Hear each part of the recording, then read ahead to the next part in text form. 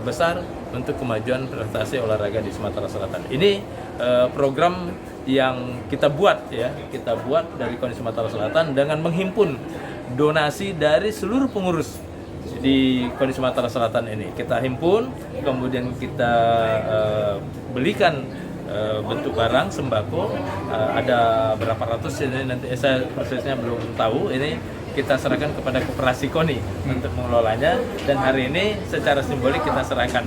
Insya Allah untuk donasinya akan kita buka terus sehingga sampai kapanpun, sepanjang ini memang masih ada kemampuan kawan-kawan untuk membantu, tetap akan kita salurkan.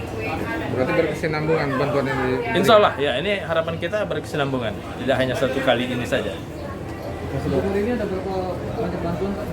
Kalau sementara ini ada hampir 200 paket ya, 200 paket, dan ini tentu kita akan lihat secara skala prioritas ya, mana yang kita perlu dahulukan, mana nanti mungkin pada kesempatan selanjutnya yang kita berikan. Oke. Kasih Kak. Baik, sarapan dulu kita.